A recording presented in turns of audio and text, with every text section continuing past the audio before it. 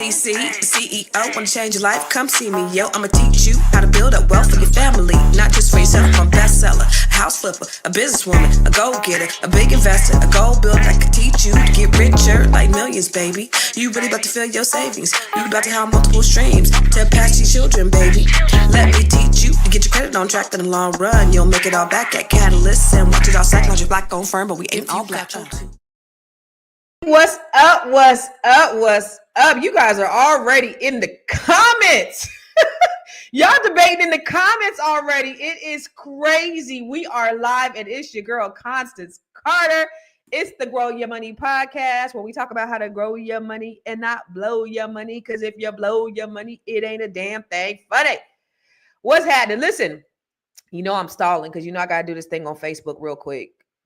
For all of those who are new, I'm Constance Carter, and this is the Grow Your Money podcast. And we always try to talk about things that benefit you in somehow, some way, that's going to be edify our community, that's going to uplift, that's going to do all the things. And so today, you know, every time I bring my good girlfriend here, we like to just change it up a little bit and talk about some other things that I think are also important to our community. But, you know, I'm stalling right now because I'm doing something. Hold up. Boom. All right, y'all. What's happening? What's up, my people? Listen, you guys are already, it's a lot going on. Y'all are already here and y'all are ready. And you know, every time we go live, I love for you to talk back to me and talk black to me. So wherever you watching from, I know we have people that watch from all over the world. So make sure you put where you are in the comments so I can shout you out. So what's up, Sophia? Who else do we have? Because I didn't see, because I was trying to do a thing on Facebook. Who else? And you know, we're on like 8 different platforms. What's up, Anita? You've been here. You got here before I got here today. So I saw you coming when I got on. What's up, lovely JR, all the way from Seattle, Washington. We got all of our people who are on every single day. And you know, I appreciate you because you could be anywhere else in the world, but you choose to come and hang out here and talk back to us. So I appreciate that. What's up, Gino from Charleston, South Carolina? What's happening? And then, you know, also, listen, this is very important. It's very, very muy importante. If you are a black-owned business, what's up, Real Estate Smarts, or you know a black-owned business, put that black-owned business in the comments, because listen, with everything that's going on crazy in this world, the only way we gonna survive is with each other. So make sure you put your black-owned business in the comments, and we're gonna just put it on the screen. So that, what's up, Nina? So that people can see it, because we want people to reach out to you. So whatever it is that you do, guess what? Somebody will pay handsomely for it. And it is important. It's extremely important. So we want to make sure that we shout you out and that we give you the exposure.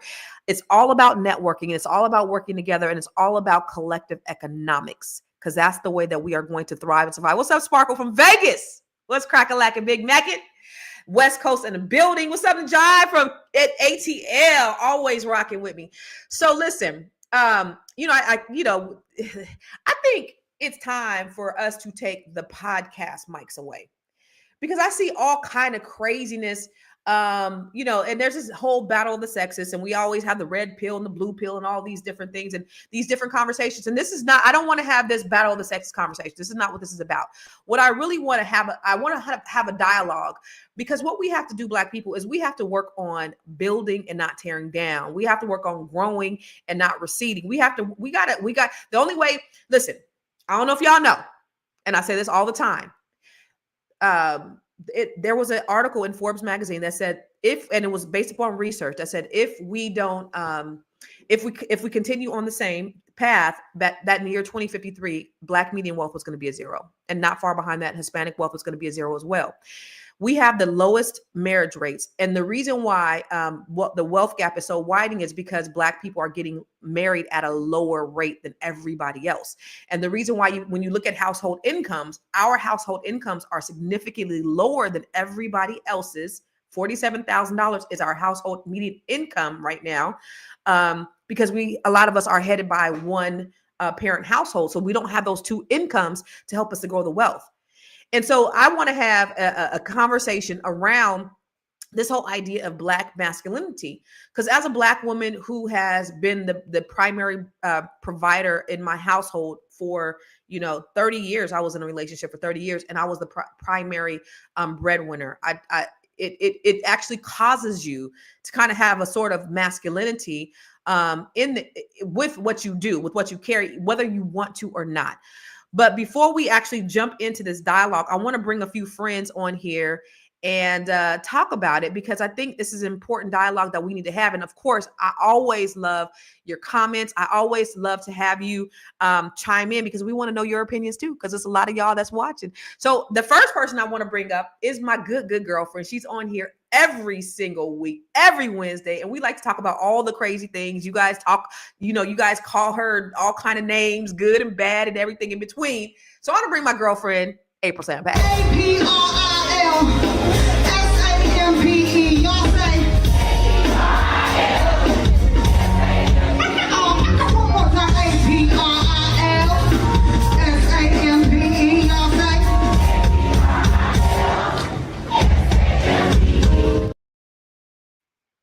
So listen, April Sampe, she always does that at the end of her shows, because she wants you to follow her at APRILSAN.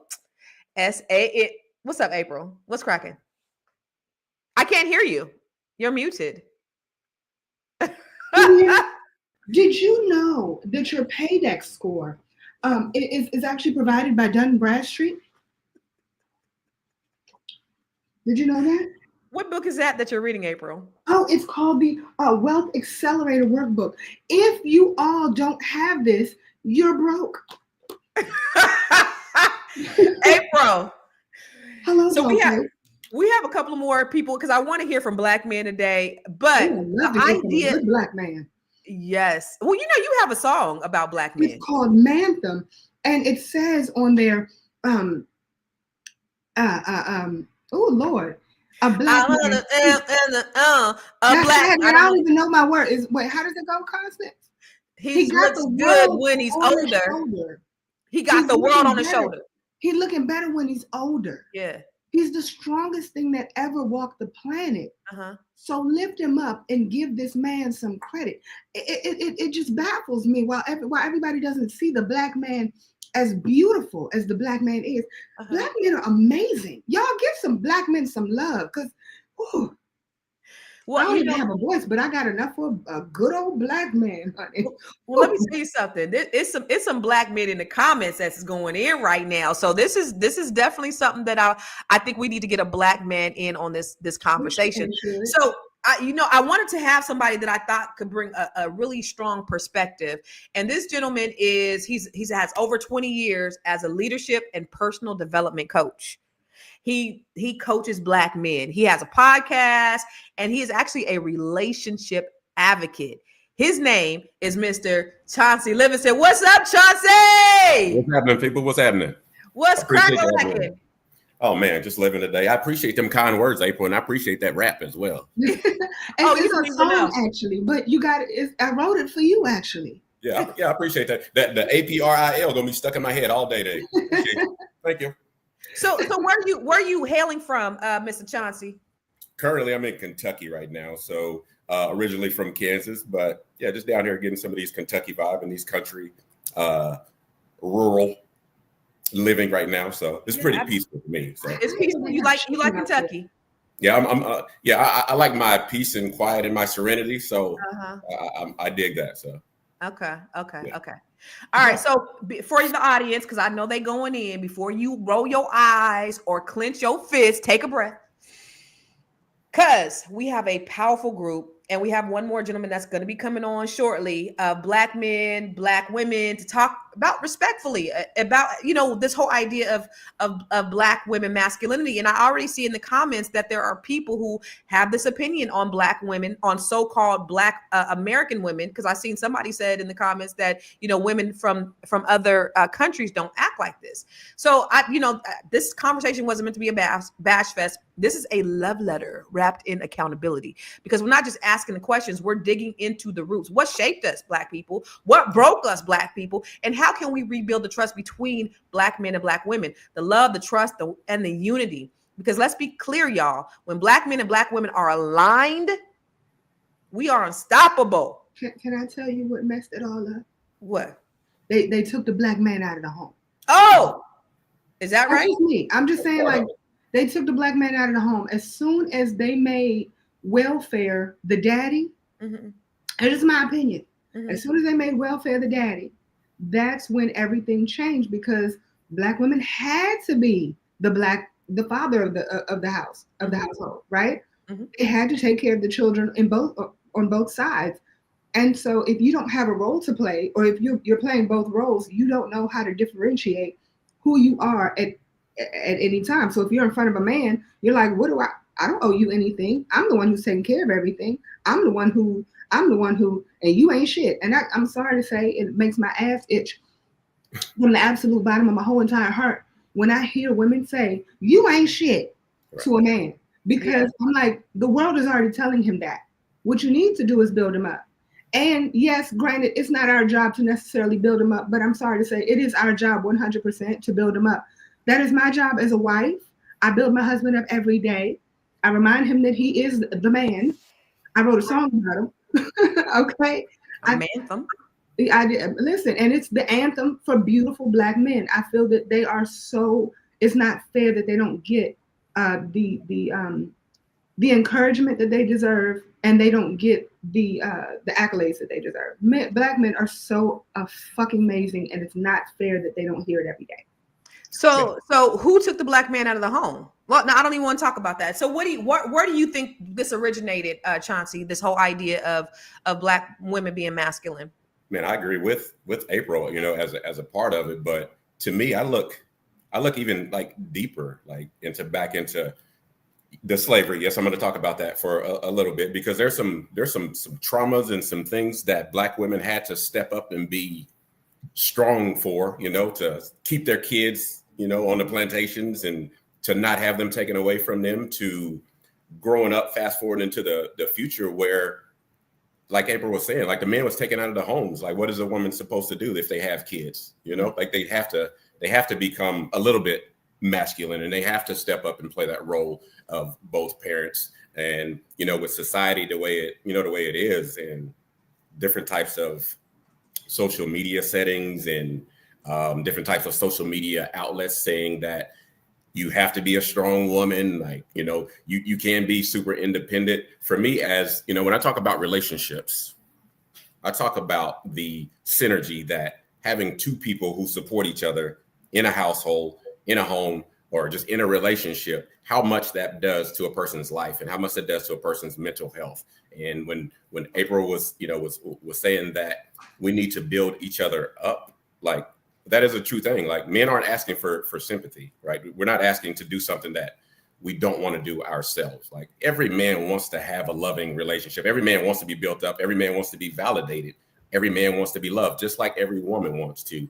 But somehow, some way along the lines, for women, and again, this is not a bash fest. Like, we want to support and get to the root of why we do this. But along the lines, some women have been just told that they can, independence is the way to go. Like, so just like Manford said he disagreed. Welfare didn't take Black men out of the home. Some Black women bought into white feminism, which I don't know. But to your point, April, actually, I did, I do my Black History spotlights, right?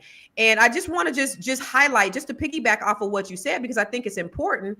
I'm gonna show y'all a video that I did about that very thing that April talks about. Watch this. Did you know the U.S. government once penalized Black families for having fathers in the home, and the effects are still felt today? During the 1960s and 70s, public assistance programs such as welfare and housing aid included what was called the man in the house rule. Under this rule, a woman could not receive government assistance if a man, even the father of her children, was living in a home. This forced thousands of Black families into a heartbreaking choice: stay together and struggle financially, or separate so the mother and the children could receive benefits. For many Black fathers, this meant 1, being forced out of their own homes, 2, struggling with unemployment due to discrimination, and 3, watching their families suffer economically despite their best efforts. Even though the rule was eventually struck down, the damage was already done. It contributed to generational poverty. Instead of building Black wealth, Black families had to survive on unstable government aids. It contributed to fatherless households. This policy incentivized single-parent homes, leading to a rise in a father absence. And then 3, mass incarceration. As economic opportunities shrank for Black men, many were funneled into the prison system. How does it still affect us today? Well, Black families still face economic disadvantages due to lost generational wealth. The stereotype of the absent Black father was largely created by policies like this, not by choice. In reality, Black fathers are among the most involved parents when present. Government policies still shape Black wealth and family structures, making it critical to understand history and advocate for our economic empowerment. Well, what's the solution? We got to build our own economic power. We got to practice collective economics, invest in circulating our dollars within the community. We got to have more financial literacy, teaching wealth building strategies and dependency. And we need to have real estate ownership to secure land and assets for our future generations. We must reclaim our financial independence and rewrite our family legacy. The past does not define us, but understanding it helps us shape a better future. Now stay woke, wealthy, outstanding, knowledgeable, and empowered, and let's continue to build. Now drop a Black fist in the comments and share with others who need to know this Black history. Now, are y'all sharing? Did y'all drop a Black fist in the comments? Listen, that needs to be said because I think that is largely it's a symptom, or the problem stems from, the welfare, just like April said, taking the Black man out of the home. Black men were penalized. Imagine this, a big old burly Black man having to hide in the closet at night because he wants to come home and be with his family. And investigator coming and shining a light on this Black man hiding in his own home because he had to choose, well, these racist ass white motherfuckers ain't giving me no job, so I can't go to work, but I got to choose on if I'm gonna stay in this house, I'm gonna get beat down by the system, or I'm gonna go out and we're gonna say we're not together so that my kids could eat. Having to make that type of choice. And now you have, go ahead, April. Well, this is the only thing that I would so see, I always play devil's advocate, right? The problem is that it went from them still trying to work with keeping their family together, even though it was apart, still keeping their family together, and then psychologically saying, all right, well, then I guess I'm good. I'm going to go ahead and just do me while you do you. Mm-hmm. So I think that, and I always go back to this, Good Times, right? Yeah. I'm sorry, I know it's fictitious, but you look at Good Times and they worked so hard to not be on welfare. They worked so hard to keep the family unit together. Granted, James decided to go ahead and die, but I'm just saying, damn. I think that's where the problem went, where everybody decided to go for comfort. I'm sorry, I'm eating a Halls. Go for comfort as opposed to struggle, right? Because sometimes you have to struggle in order to get better. And people are like, nah, I'd rather just be comfortable. I think that's why we have the lifestyle that we have. I think that's why they have so many masculine women and so many feminine men, because everybody chose comfort as opposed to wanting to just put in a little bit of work. Because I'm like, if you really look at it, you could have just stayed in the closet. No shade. I mean, nobody wants to stay in the closet, but you could have stayed in the closet. You know what I mean? You could have done whatever you had to do to keep your family together. Now, it's the same situation. You want to be on welfare. You can't have another person who's staying in the house who's working. That means you can't have your baby daddy staying in the house. Ain't nothing changed. It's just the name changed, right? There's nothing changed. So my whole thing is, why are we focusing so much on comfort? You can have this vagina, this vagina, this vagina. You can have this baby daddy, this baby daddy, this baby daddy. You still get your welfare. You good. So as opposed to saying, I want to work with my family, keep my family together by any means necessary. Find a job, however I can find a job. If you need to stay on welfare to take care of our kids, do what you got to do. Start being comfortable, being uncomfortable. Everybody's like, no, I want to stay comfortable in my comfort. And that's where the problem lies. So let me ask you this, Chauncey. So as a Black man, how are you taught to show up for your family in the community? Like, how are Black men taught to show up? And does that have an effect on how Black women are having to show up? Because are Black women really masculine, or are we just in survival mode? I think part of it is survival mode. Like, let's go back to the Black man. For me, like, to me, we're taught to provide. go to work, put a roof over our family's head, discipline, teach our kids how to grow up to be outstanding, upstanding citizens, and still look out for cops and how to behave when, you know, we're pulled over and all those things. So I think as a Black man, and just for me, yeah, I don't know how to like maybe put that into words of. I know we're taught to provide and to protect. So as a Black man, we need to be in a way where, I don't know, I guess we can support the Black women and support what they do. But with that being said, though, because is the way that the Black men are showing up, is that reflective of how the Black women are responding? Part of it is. It's kind of like it's like the chicken or the egg, right? So what caused what? What was, I know systematic racism and all the things that happened, because I seen in the comments, somebody said, well, you know, Black women from other countries are not like Black women here. And do you know by ourselves? Like, do you think we just are bred aggressively? Like we just got, so what is the thing? How are you taught to show up? And is that the cause of how Black women are showing up? Or are Black women showing up in a way that's causing Black men to respond in the way that they are? I think it's a bit of both. You know, some Black women are showing up in that way, and it's like April was saying, like it's the human mind's natural thought is to follow the path of least effort and to do what's easy for us. Okay. And working hard on relationships and working hard on fighting for being with the family and staying with the family and not hiding in the closet, like that's difficult for a lot of people. And people don't want to do that. People don't want to face that, you know, for whether it's ramifications of what that may cause if they stay in that closet and they're caught, and then you factor in the prison system in there, you know, so to speak. So if they're caught in the closet and they're caught and they're sent to the prison, they're in the same boat where they're out of the homes of the women, and the women are in the same situation. So men have to step out and be outside of the homes and follow that easy path. And sometimes that easy path is doing what they do on their own single, where they are still able to focus on that family. But some men just, you know, they get out on their own and they maybe forget the family. And then that woman has to step up and fill that masculine role, because once they separated, out of sight, out of mind, you know, the woman didn't know if the man was coming back. Listen, we can't, for the most part, women can't just leave, because we still got to take care of our families. We still got responsibilities.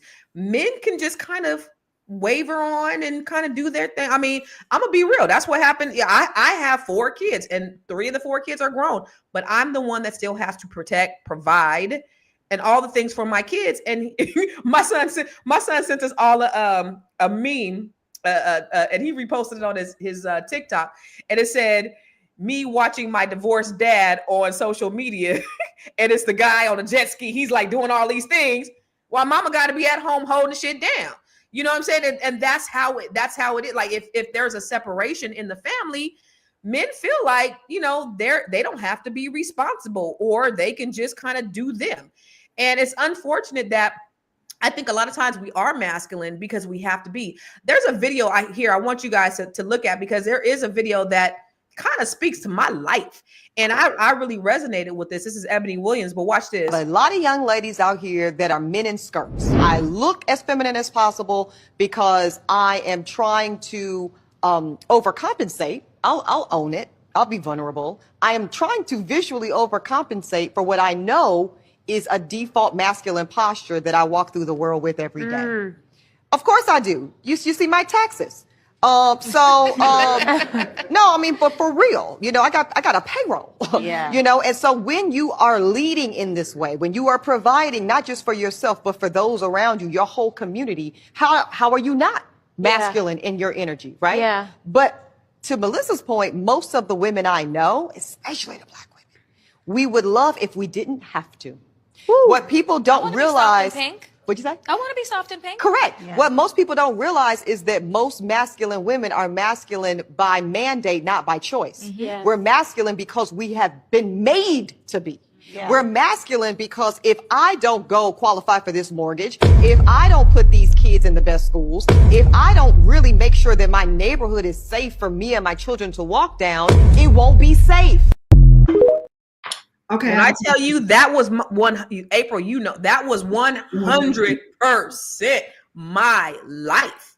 Okay. So here's the thing, because it was my life too. Now, don't get it twisted. It definitely was not my life on the level that it was your life.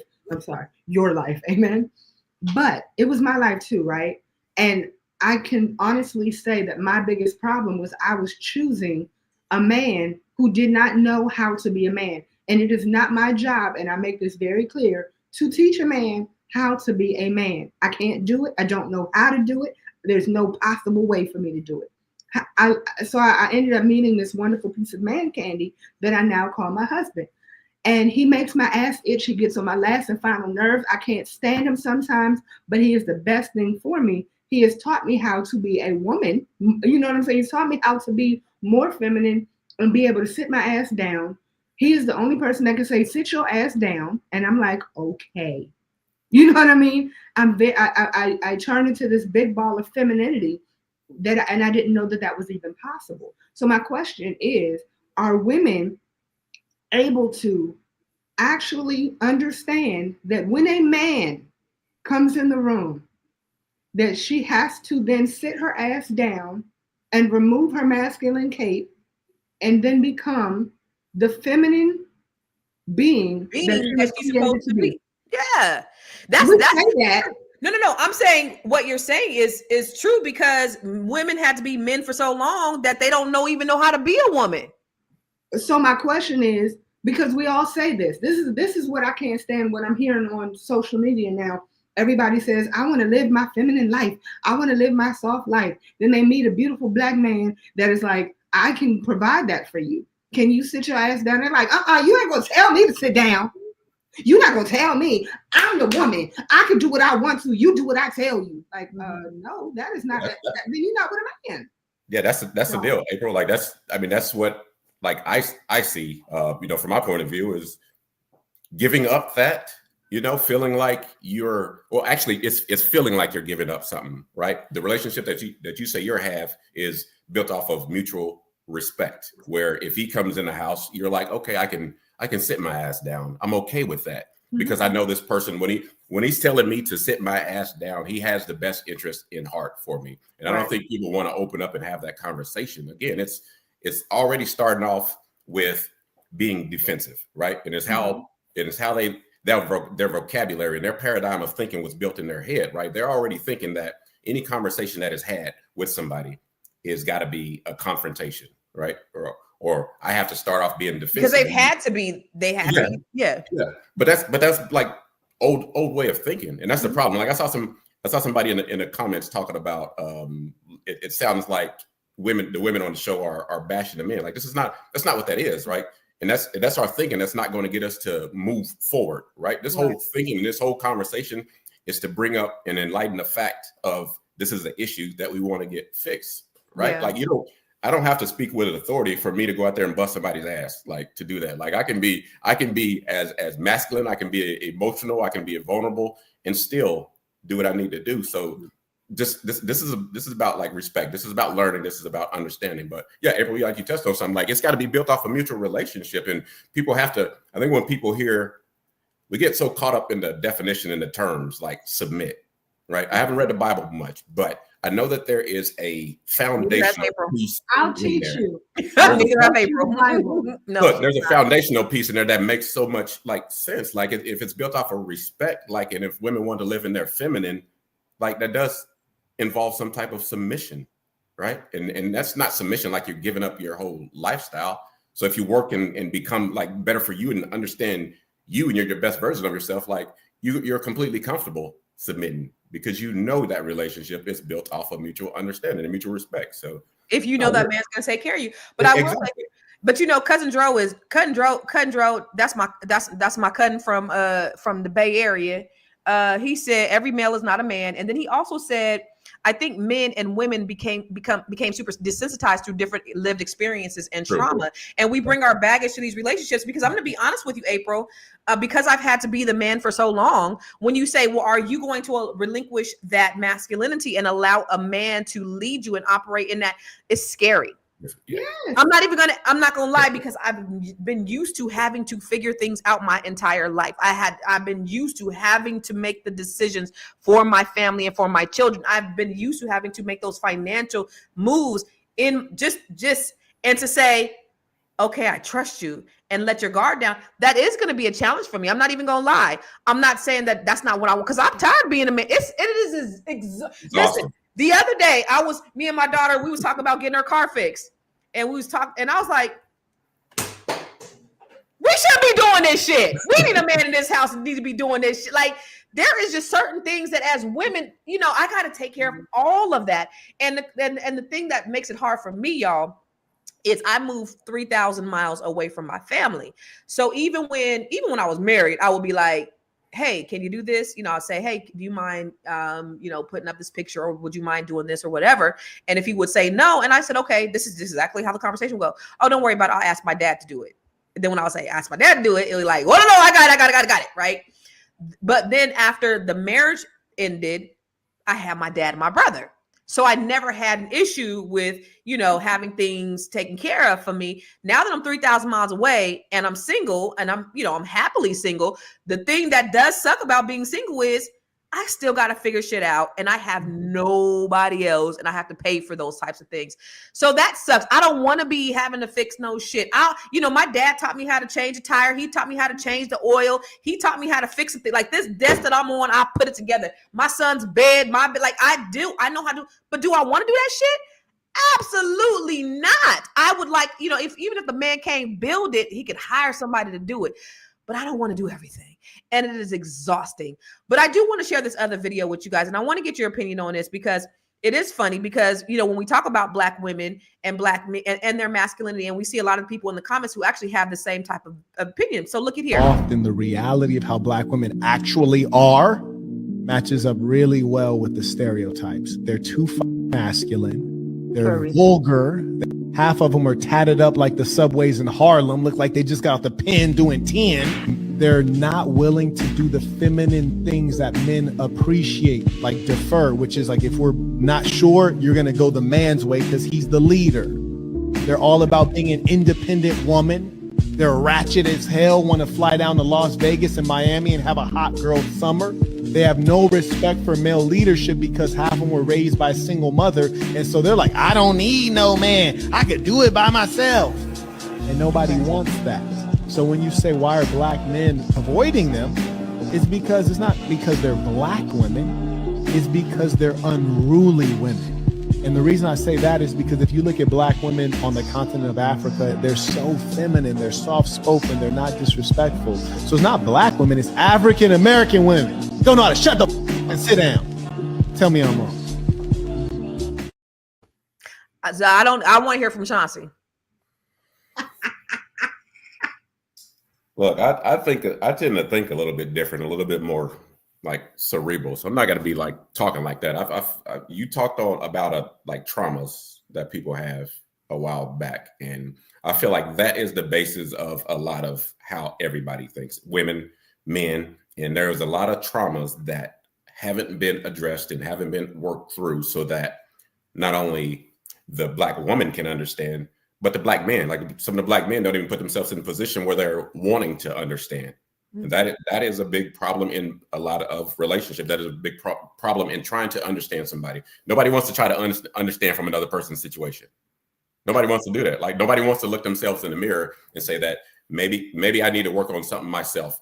Why do I feel so defensive about what this person says? You know what I mean? Like that is the biggest issue right there too. Like when people talk like that and people have their right or opinion and their right to feel how they feel and right to express things how they express. But deep down, a lot of people aren't wanting to do the work on themselves.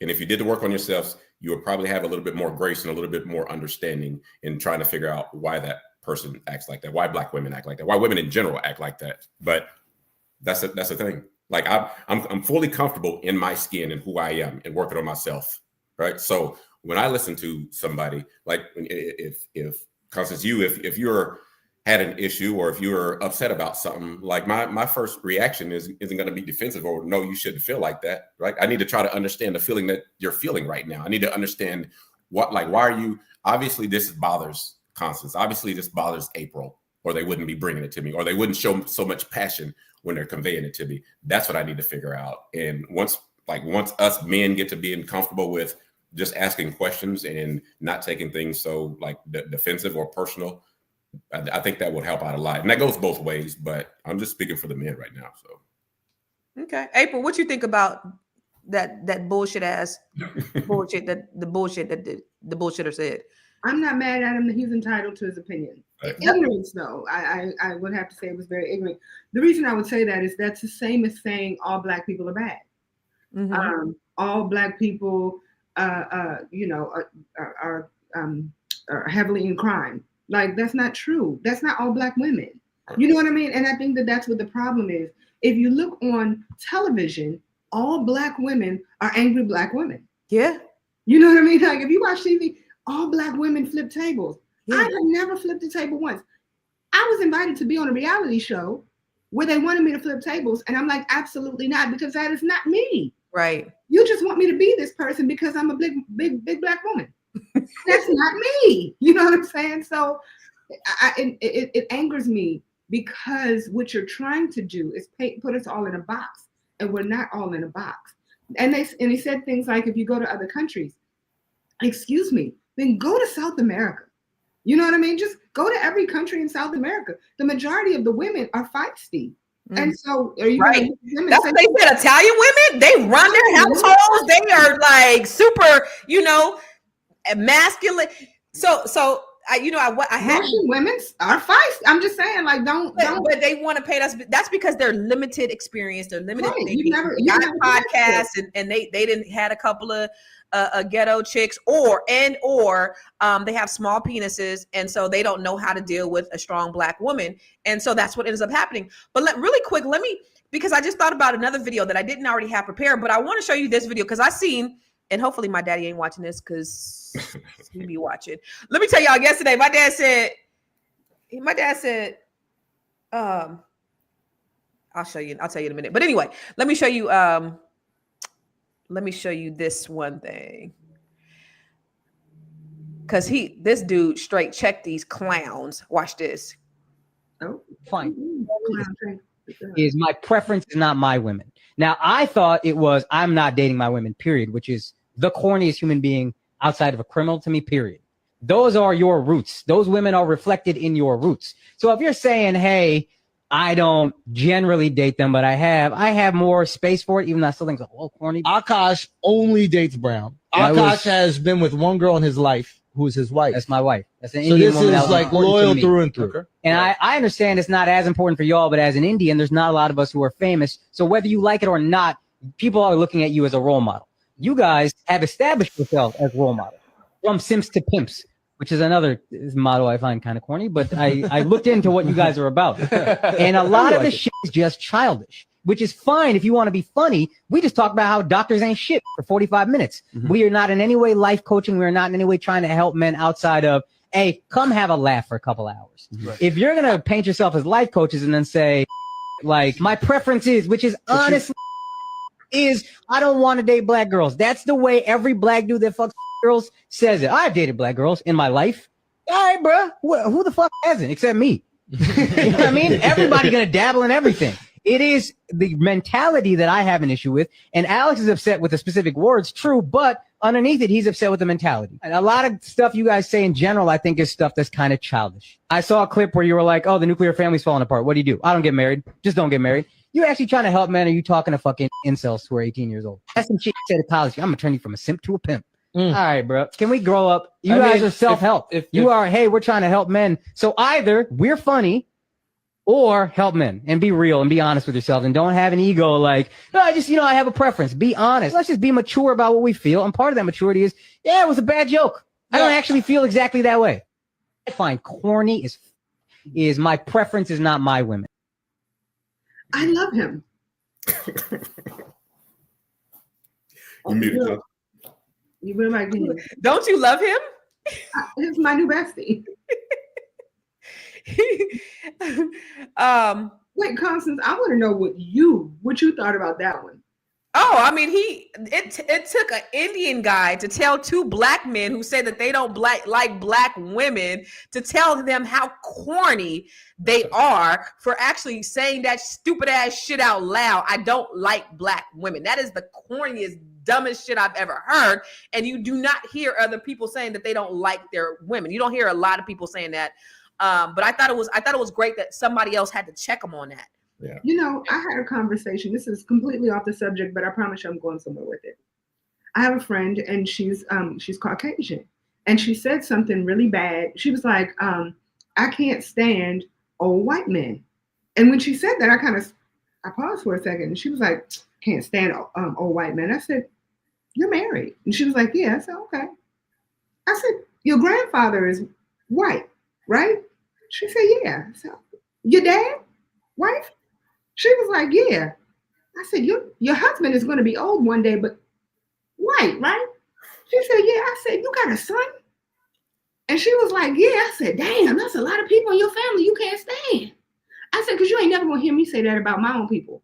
I was like, I'm not going to say that about your people. Right. So I'd be damned if I say it about my own. You know what I'm saying? Like, I don't like anybody who says, like, if you say I don't date black women, or I don't date dark-skinned men, or I don't date light-skinned men, or what, fine, that's your preference. It's visual. But you're gonna say I don't like a total blanket of, all these people? Sit down. Yeah, a lot of people speak in those generals, like I can't stand all, you know what I mean? And like you were saying, Constance, a while back, like it's limited thinking. Like there's a lot of education and a lot of research on that people need to do, but people's easiest thing to do is follow the path of least effort. So nobody's going to put in the effort to do the studying and do the research to get the full truth about everything. So people are going to talk like that. People are going to speak based off of their algorithms in their social media platforms, and that's all that they see. So it's going to feed into their narrative that they're thinking, and it's going to make them continue to feel like they're right. So I think that's all it is, like a lot of what it is. But and those algorithms go back to those traumas. That's true. But let me ask you this though. Do people actually have these conversations about, masculine black women, or I don't like black women because of the way, where does that really stem from? What do you mean? Where does the idea of, because he who has the mic is the loudest, I guess. And we see a lot of these dumb motherfuckers with these mics that say stupid ass shit like this. Facts. And so with that being said, do you hear this like, is this a common thing? And if so, if you've heard this before, where is this coming from? Where does it stem from? The fact that you have a black man, just like you were saying, April, with a black mother, with black sisters, aunties, uncles, grandparents, grandmothers, will say that they don't like black women, or black women are this, and this. Where does that come from? Right. Environments, right? A lot of it is the environments that you're in, or the people that you hang around. Like I don't hear it because I'm not hanging around those people like that. I'm on a different level of thinking when I'm around people. We need to be thinking holistically, right? Not this singular, in general. All people are this, or all people are that, or not one person is this. All races are that. Like I'm not thinking simple-minded like that, right? I'm thinking universal and those types of things. And plus, I want to be able to equipped to understand every person. So I'm going to put myself in those situations, in those environments where I'm around successful people who talk about success and talk about wanting to progress and wanting to become better communicators and better understanding of people, better understanding of women. It doesn't matter what, like I said, but it doesn't matter what color, but that's what I believe it's environments, Constance. So. Mm-hmm. It's environments. Okay. So y'all, I got another video I want y'all to watch, but I thought that was interesting. That was an interesting take on, the whole idea of somebody else having to come in and say, you know what, y'all corny as shit, for you to talk about your women in that way. Because here's the thing, you guys, black men, or men in general, I'm not just talking about men, are supposed to be there is a difference between men and women.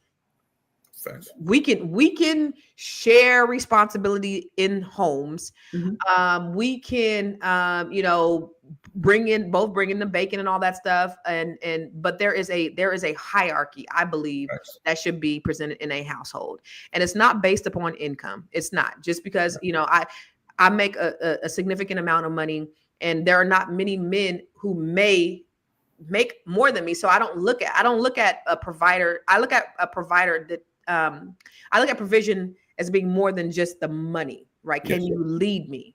Yes. Okay. So I believe that because when you have conversations like this where men are blaming women, to me it shows a lack of manhood on their part, because obviously they can't lead a woman. That's what it says to me. If you have to talk about a woman and what she ain't doing, it's because you can't lead her. It's because you're not man enough to lead her. But let's look at this one. Hold on, Constance. Before you do that, there was something that old boy said that really stood out. He said, it's not too many Indian guys out there, but it's a lot of black people out there who are saying a lot of the same things, right? And I think that that's where the problem lies. There are so many. If you really look at like entertainment, it's black and white. You don't have too many other races like really out there like that. It's black and it's white, and the people that they push up into the light the most, ignorant things as it relates to black entertainers and white entertainers. They're always the most intellectual. Does that make sense? And so when you look at it from that standpoint, he made a very valid point. Like, stop saying dumb shit, because you're saying dumb shit and you're getting a spotlight for it. Mm-hmm. Whereas we're not going to say that. It's only a few of us, so we're never going to put our women down. It's only 5 Indians out there that are really making a name for themselves, but it's a million of y'all, and all of you are saying the same bullshit, and it's not true. Yeah, that's real messed up. And when you think of it from that perspective, then that means that we need to be louder and we need to get bigger mics. So Sophia said they are like that because their mother told them that they are like their father, and she always tell him his dad ain't shit, so they have a dislike for their mother and take it out on women. And I think, I have a cousin that his mother was a single mother, had men by different 3 baby daddies, lived in poverty and all that stuff, and she was terrible. She abused him. We were a year apart. Now he's crazy. She just passed away. But I know when he got married, he married somebody that was the antithesis, because he said he hated his mom. He married a blonde hair, blue eye girl, had babies with her. But he was so traumatized by being abused by his mom, he then, beat the shit out of the white chick. But he just wanted whatever was the opposite of what he had. So there is that, where you will have some black men who have a hatred for their mother that will have this thought about, black men or black women. What do you guys think about that? Why are you smiling, April? Because there's some ignorance in the comment section. I love a good ignorant person. Oh, I know you do. Chauncey, what do you think about that?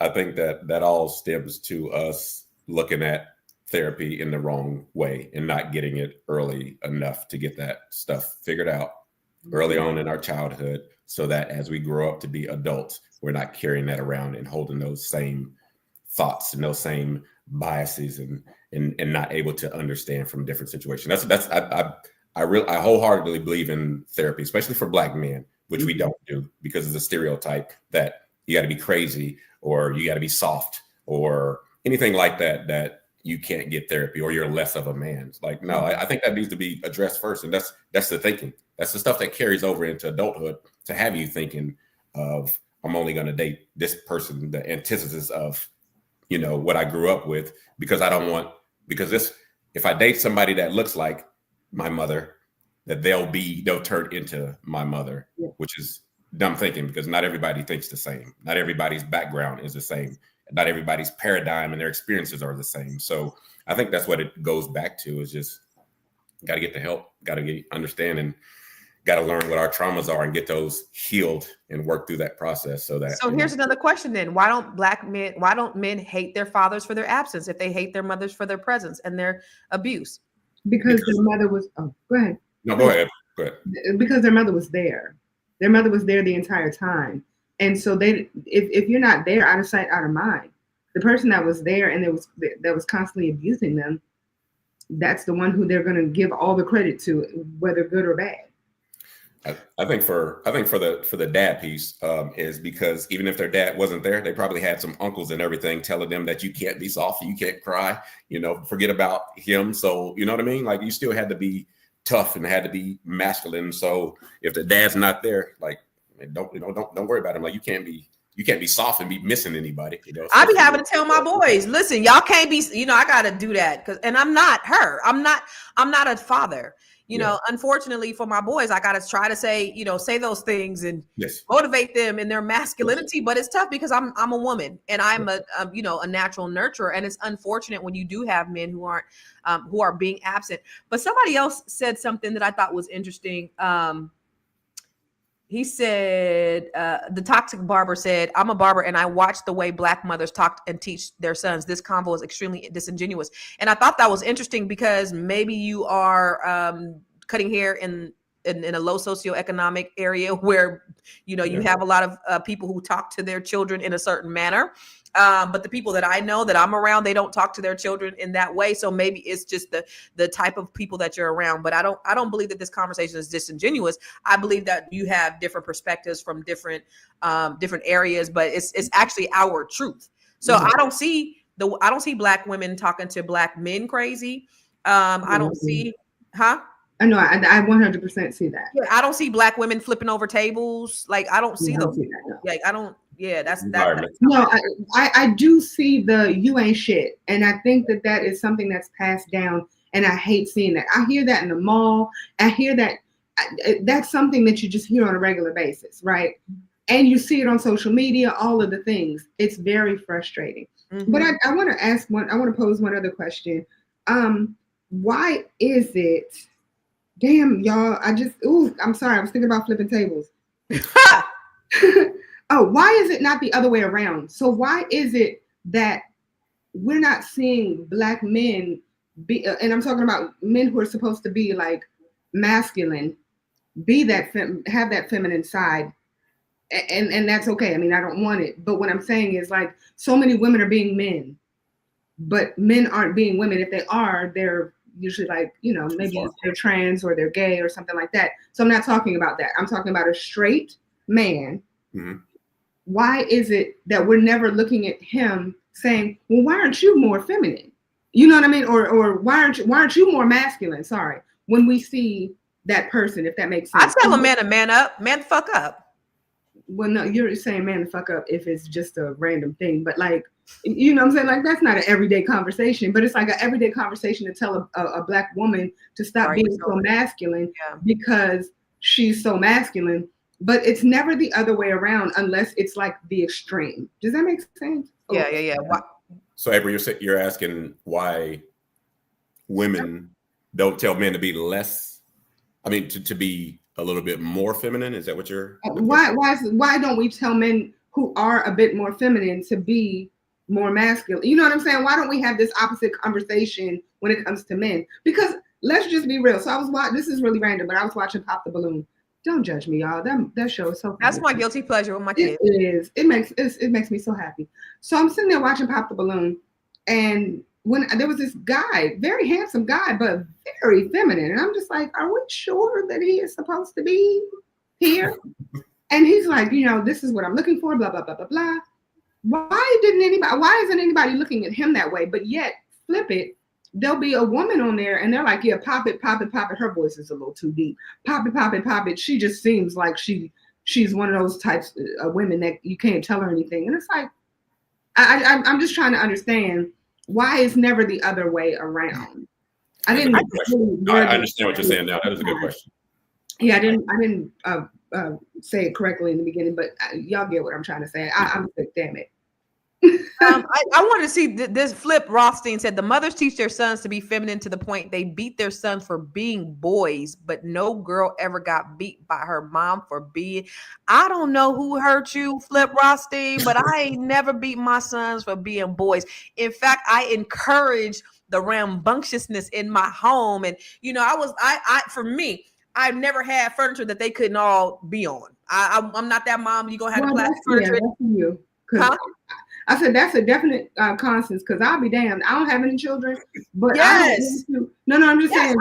I know. I have. Children. You would be that person that be like, you can't. I'm not going to say I would never beat my children for being them, because I'll have all nephews. But the one thing that I would be like is, listen, y'all want to be boys? Be boys outside. No, my boys, when my boys were small, like y'all wrestle, you guys, just have at the house. I had to make provision for them to be able to just do their thing. And so that's, my house has always been a kid-friendly house. I encourage them to be boys. I encourage because they don't have that masculine male figure in their life. I encourage relationships.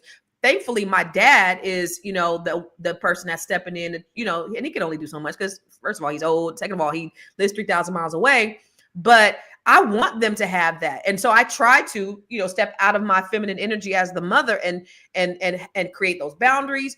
But it's not always as effective as, when you have you basing your voice and how you have to deal with these boys. It's a lot different. But somebody else said something that I thought was interesting. They said, do you even like women? Who was that said that? Because I thought that was interesting. Majestic. It was a comment from Majestic, but I think it was up there. Hold on, let me find that one, because they said how they think that a lot of these men are projecting and don't really like women at all. They just tolerate women, and that if it's only for their benefiting. I find there are very few men that actually like women, which I thought was very interesting, because that actually is in alignment with. Boy, black men want to be victims of black women so bad. Boy, it is sad. Oh my God, she put me on child support. Oh my God, bro, they'll run off with your children, bro. Black women would do this to you. It's like, bro, you soft. You soft. Because the average woman ain't doing that to you. Y'all dudes just soft. You want to blame women for everything. Some of y'all ain't even had no bad relationships with black women, right? And some of y'all were the causes of your failed relationships. Well, a lot of the times, it be you. And you know that to be true. A lot of y'all cheated on a good woman. A lot of y'all lost out on a good woman. You did. You didn't do what you were supposed to do, and she gone. Fam, get over it. I don't care about you getting. Listen, when y'all dudes get cheated on, I laugh. When you talk about how a woman ran off with your child, I laugh. When a woman put you on child support, I laugh, because the black man's pain, all you niggas crying, is funny to me. It's funny to me. It's funny to me, because y'all think that black women's pain is funny. Y'all laugh at black women. I seen a lot of videos where a woman will even try to say how she was raped, and y'all dismiss it. Oh, we don't believe no woman when she say that, because y'all be lying. Oh, okay. But then you'll believe your daughter. Well, actually, you niggas probably won't even believe your daughter. I can't even say that. Y'all probably won't believe your daughter. Never mind. You probably wouldn't believe your mama, because you don't believe women. You don't believe women. Even when the statistics show that 98% of all the convicted rape, I can't say the word, cases were to be true, and only 2% were found to be false. I mean, we're talking about 2%. So now I need to say that when women get raped, because there's a 2% discrepancy there, the 2%, well, it could probably be more. Shut up. That's why I laugh at these dudes, man. Get your life together. Stop crying about women. You guys are weak. I'm telling you, this is the softest generation of black men I ever seen. Y'all on a panel every day with other men. Bro, just get with the man. Dang. Please, at this point, bro, just get with the man. Because you ain't got nothing good to say about women. Next thing you know, y'all gonna be kissing each other.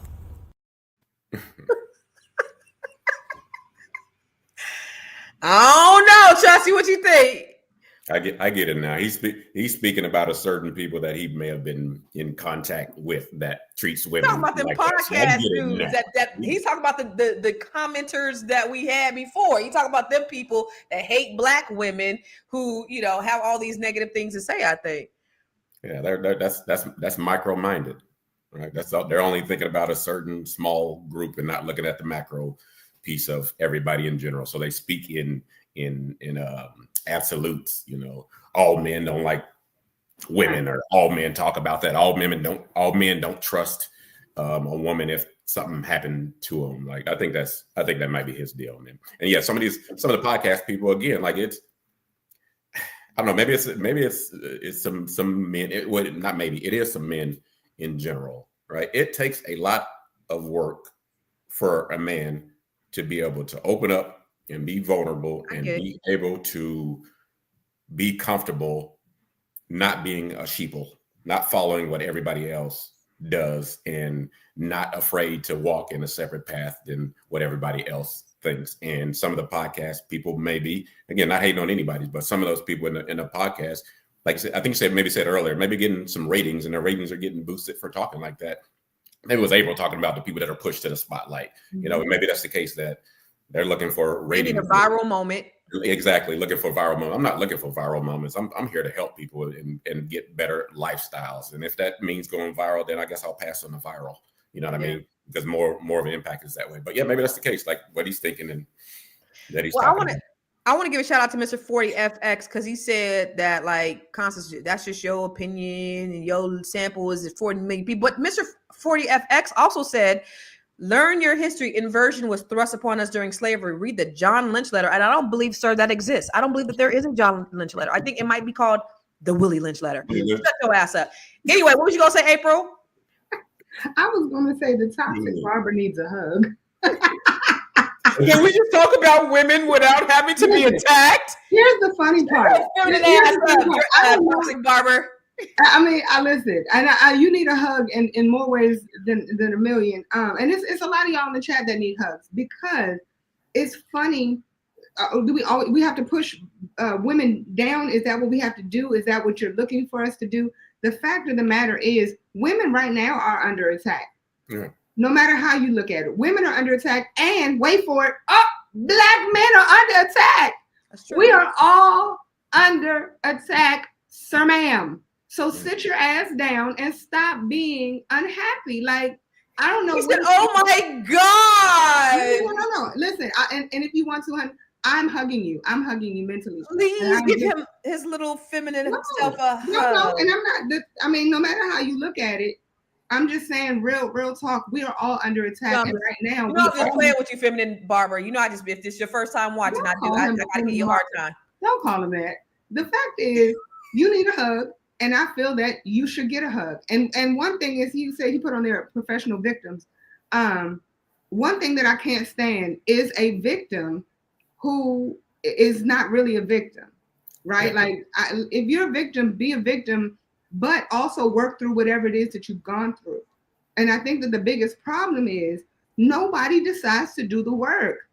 Everybody is always trying to figure out how we can shit on each other and say that you're the problem, as opposed to looking inward and saying, how can I advance? Like, just in general. And one thing that I made a promise to myself that I will do as it relates to my brothers is always show love. I don't care what the situation is. I will walk up to a man. Wow, you look great today. How's your day going? And then I make it very clear. Very married. I'm in love with my husband.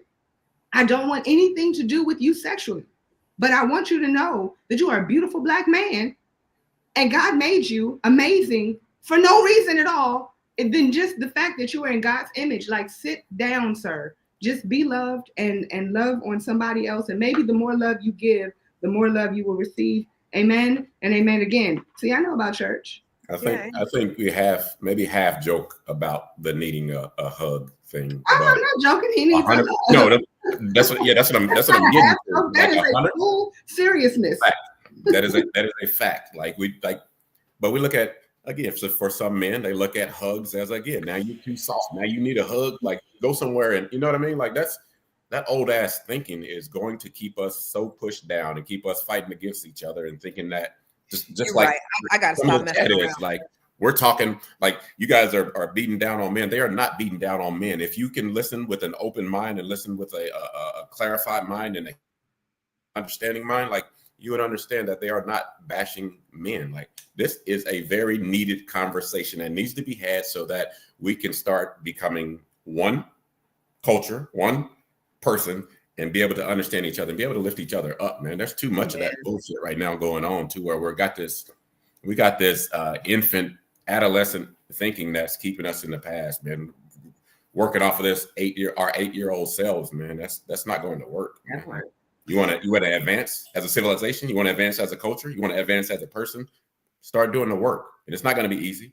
I know it wasn't easy for me, but I was willing to do it, so it made it all right for me. So that's all you got to do. Just put in the work, and I promise you'll reap the rewards. Lawrence James Evans Lamar said to all the black men out there, guess what? Nobody cares about excuses. Take care of your health and get the bag before getting a wife and kids. So I could appreciate, you know, that's that tough love that I think that the generations prior to had before we really had, you know, single parent, single mother households where you didn't have that hard talk. And that's the thing too, because I think when you had the generation before where you had men that were more involved and they talked about being men and they talked about the accountability. I'm going to tell you this. And this is what I didn't learn until I was good and grown. And I learned it at church, and it was mind blowing for me because I didn't know this existed. Because my father, when my dad got saved, it was like, okay, I'm saved, church and God is everything, and then my kids, and then like work, and then my wife, right? And so there was this out of order that was going on in my household. And so my mother responded, you know, as a result or accordingly, right? So, you know, my dad, you know, he later, you know, understood and he apologized for his role. But I think it wasn't until I got grown and I went to church and the pastor said, there is a hierarchy in your home. The man is the head, right? And like, so God should be the head. So in the household, it should be God, then your spouse, then your children, family, then whatever ministry you got, right? So if you go to church or whatever, that should be after that. But there is a hierarchy that you put your spouse first. And then the other thing he said is, if men were doing what they should be doing as men, women would not have a choice but to fall in line. And so if men take their rightful place as men, and I think that we've lost that, and it's not a male bashing thing. It's really not. Like I said earlier, there is a hierarchy in a household where men have to step up and where men are the leaders. And so I defer to your leadership, and leadership does not mean money. You know, money does not equate leadership. It is the ability to lead and to make decisions and give direction that, you know, is the right direction. If we all put it in the pot, it's all the same money anyway. So it doesn't matter who's bringing it in. But if you can properly lead me down a path where, you know, my thing is, like, even when I was married, I was like, I don't need you to make the money. I just need you to help me to keep it, right? Because if you can help me keep it, then we can actually grow it together. Mm-hmm. But if you're taking from me, or taking from the pot and you're spending frivolously, then that's actually hurting us. So if even if he doesn't make the money, if he can help us to invest and do all these other things with it to grow our family, that's a leader. And so I think, you know, we've all forgotten our places because women want to lead. They don't want to submit. They don't want to be submissive. I ain't submitting to nobody. No, you should.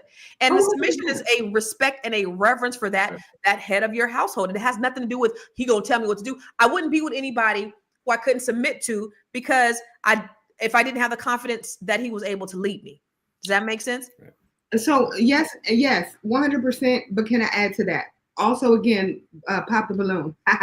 This woman said that she can't. A gentleman asked her a question. He said, "Can you be led?" And she said, "Well, if he has given me a reason to believe that I can be led," and he was like, he popped his balloon. She was like, "Well, why did you pop your balloon?" He said, "Because you didn't even give me a chance. So you want to wait to see if I can lead you before you even give me that respect to know that I can lead you, right?" And my whole thing is, I guess it's kind of like guilty until proven innocent.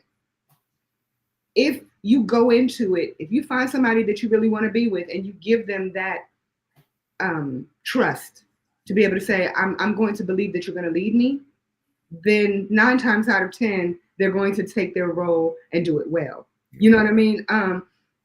My sister taught me something before I even met my husband, before I even knew that I was ever getting married. She was like, you can't go in telling your husband to take out the trash. I was like, excuse me? If I need to tell my husband or whoever I'm dating, take out the damn trash, he needs to take out the damn trash. And she was like, no, that's not how it works.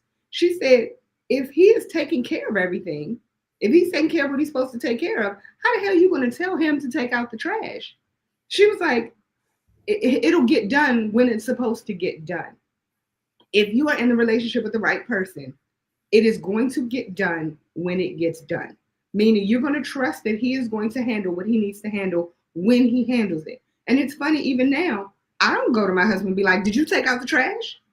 If the trash is taken out, it's taken out. And if it's not, I'm going to take it out. And I'm not going to go to him and be like, I took out the trash, because he handles everything that he's supposed to handle.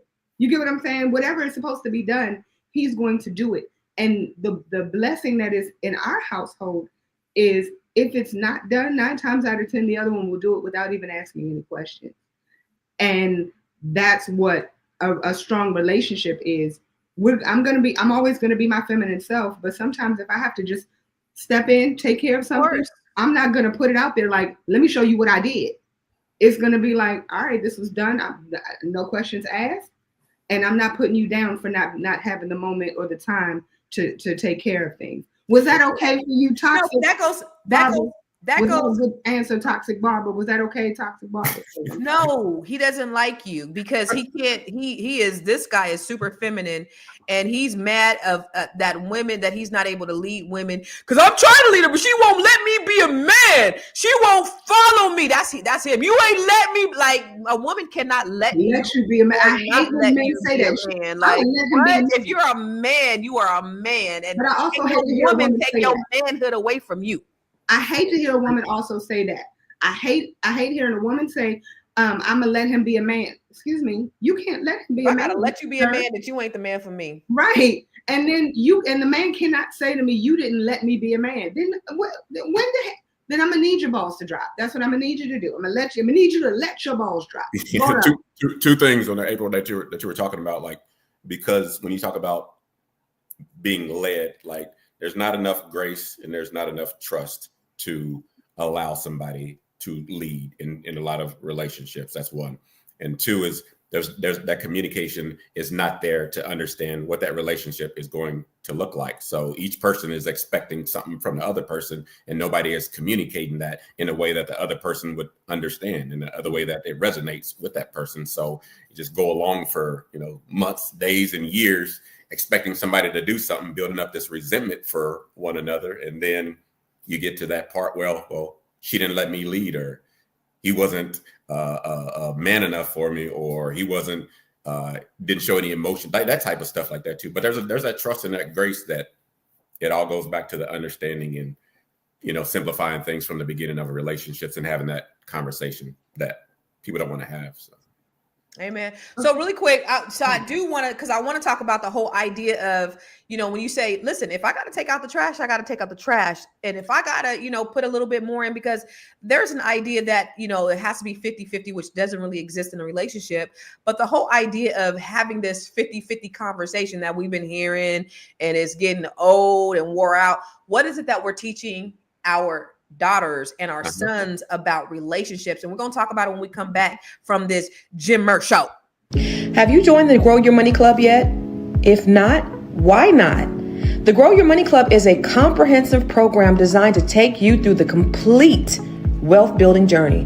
We don't just offer random courses, we guide you along a clear path, starting with fixing your credit and becoming a certified credit expert, to building your business, increasing your cash flow, diversifying your portfolio, and ultimately letting your money work for you. With over 30 trainings designed to increase your net worth, you get to either purchase the trainings individually or go through the 12-month roadmap. Here are just a few of the courses. From campus to cash flows, this is teaching your children to become real estate investors. The wealth map training shows you how to eliminate your debt, increase your credit, and diversify your revenue streams. You can learn to write your book using ChatGPT. Learn how to build your online community. What about 8 ways to make money using AI? Oh, and here's 7 online revenue streams to fund your $1 million dream. How about learning how to purchase tax deeds or land banks? What about getting started in government contracting? If you're a rookie, the Real Estate for Rookies training has everything you need. The Business Blueprint training will help you build your business foundation, get business credit, get business funding, and learn how to pay yourself so that you can scale your business to the next level.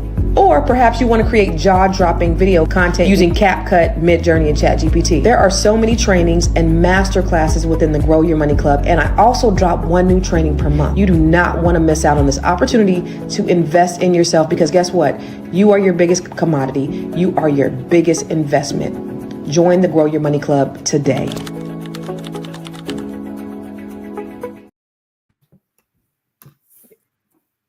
April, what are you doing? I'm reading. What's so funny? Is there a joke in that book? It is. It says, if you don't have this book, you're broke. So I want to talk about this whole idea of this 50-50. What do you think about that, Chauncey? What do you think about this idea of women going 50-50 with a man? I don't think a relationship is 50-50. A relationship is 100. Each person gives 100%. But there might be some times in those relationships where sometimes I can't give 100. Sometimes I can only give 80. So my partner's going to have to give 120. So the 50-50 deal, I don't really buy into that. What about financially? Financially, I mean, it's the same. Like the way I did it was like you put the same money in the same pot. Like that's cool if you have a relationship that's built off of trust and built off of good communication and built off of mutual growth.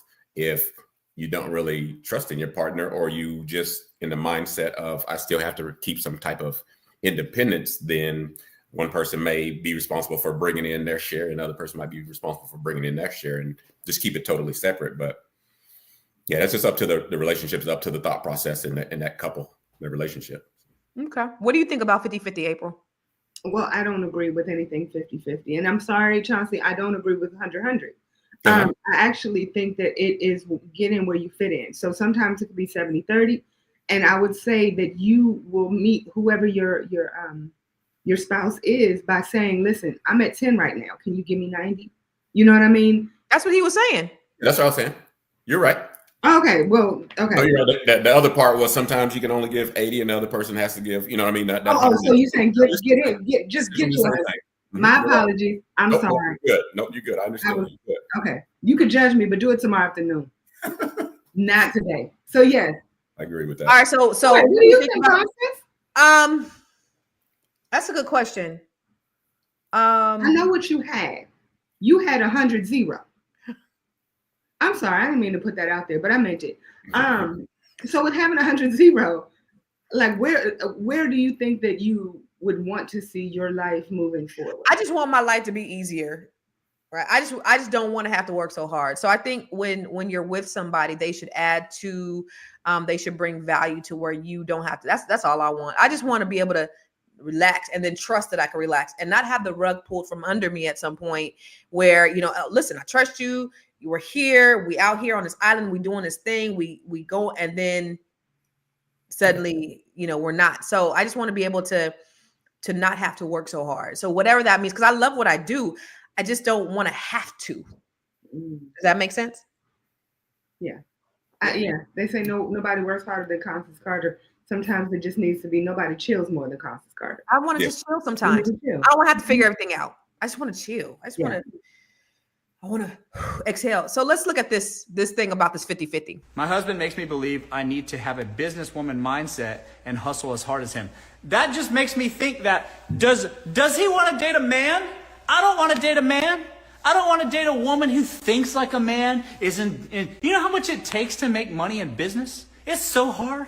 It's math and calculations and negotiations and aggression, and you're just thrusting your will out into the world, and you're trying to carve a piece out of it, and it's hard as fuck, and it's all the time battles. Every day something bad happens, all day, and you're getting attacked on all sides all the time, between competition, clients, fucking IRS, the government, whatever. You're just all the time at odds, and it's hard every day. And you know what that does to you, by the way? It hardens you. It makes your face harden. It makes you much more callous to the world and much less wide-eyed and hopeful and naive and joyful, and much more like, are you trying to fuck me? Are you trying to fuck me over somehow? What's going on? It makes you far more calloused, like I said. So why do I want that in a woman?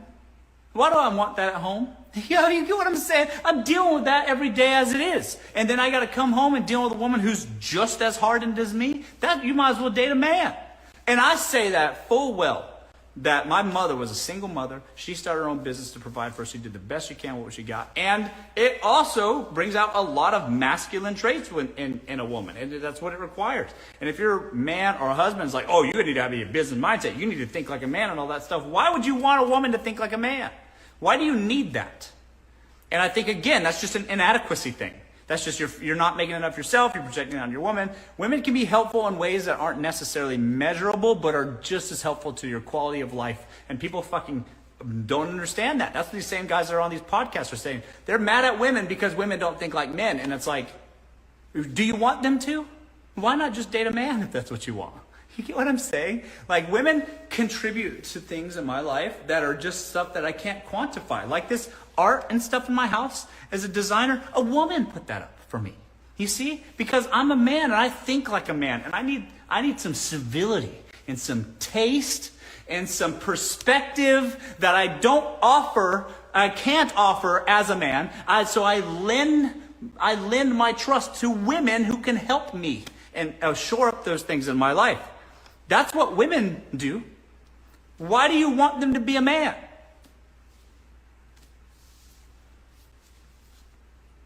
Seems like you need a stay-at-home Latina. I might need one.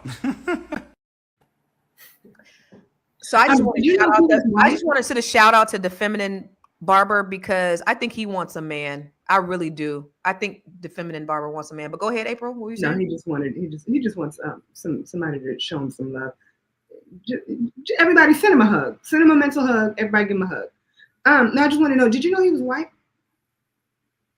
Yes, I did. Oh, no. You thought I don't like white people? I love white people. Some of my best friends are white. The lie detector determined. No, I'm just joking.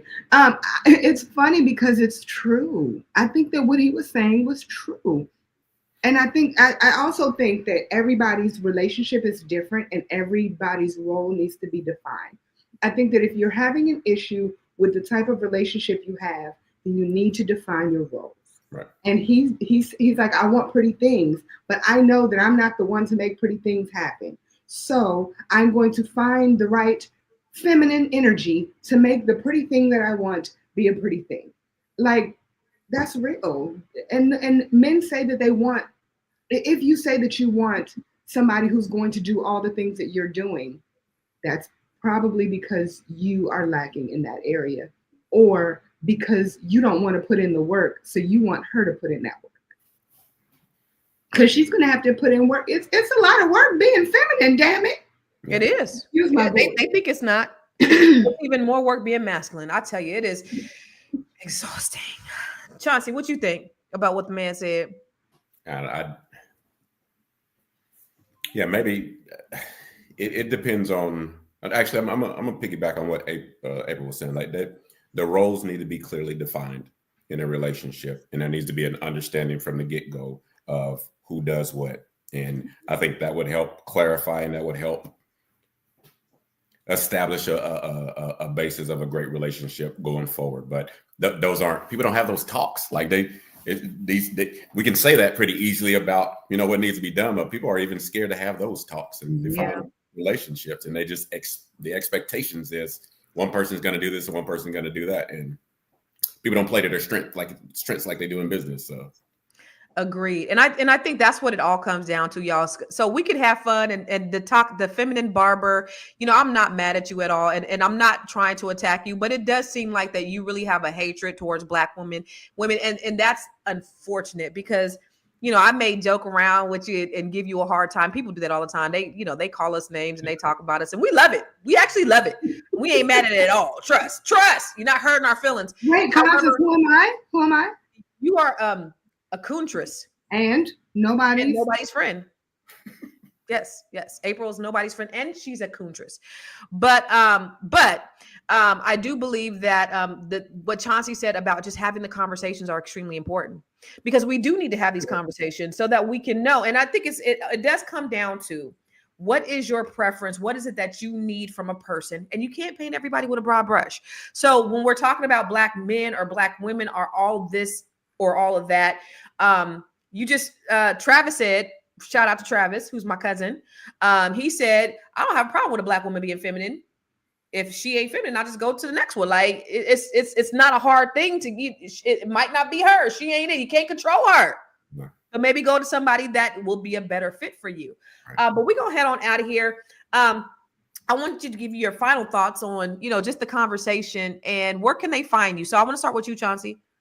Yeah, you can catch my podcast. Some are out right now on YouTube and all podcast platforms. It's the Be Better For You podcast, where I talk about becoming a better human being. And that, I think that's what I really want to get out of some of the men in your chats, because you can be tough, but the toughest men have a balance of being able to be vulnerable and being able to be masculine and being able to know when to cut it on and off. Jason Wilson talks about this a lot, but that needs to be the issue, because I'm thinking when I'm reading some of the comments, it's just a lack of knowledge, man, and a lack of understanding and not wanting to stand out and still wanting to be prideful and be masculine around certain people, man. Like, if we talk about like the barber, like you said, it's nothing malicious against him. I mean, I understand he's just, speaking, but you have an audience of your clients that come in there that will probably depending on your word on what to say. And they're going to start to believe that, and they're going to start bringing their kids in there. And that shit's just going to be passed down on. And there's never going to be an understanding of how to have a good conversation where people are really listening to each other and getting an understanding. But yeah, just to Be Better For You podcast, being better for you, becoming a better human being, talking about becoming your best version every single day. And that takes some work. So do the work, and I guarantee that it's going to pay off and you're going to be a better human being. And more people, you're probably going to get some more clients. If I'm being honest with you, you're going to get a different audience in there, and they're going to want to come and see you and listen to what you got to say. So good stuff. April, what's your final thought? Where can they find you? You can find me at all things April Sampe, just April Sampe everywhere. And download the Ugly album. Just because, and you too, especially the Toxic Barber. She really loves Black men, and I do too. I wrote a song about y'all. I think y'all are so unbelievably amazing. And so those are my final words. I think Black men are a blessing. I love Black men. I appreciate Black men. I think that Black men need more credit. I think Black men need more love. I think Black men need more hugs. Especially my husband. Like, I get on my husband's last final nerve with how often I hug and kiss on him. It's probably annoying, and I don't care. I'm like, I just want you to know that there's love for you in every way, shape, and form. And that is my role as your wife, to give you that, right? And I feel that if any of you who don't have that, I pray that you do get it. I pray that you get it, and I pray that you get annoyed by the love that you are receiving, and you definitely don't want it to stop. Like, that's what I pray for.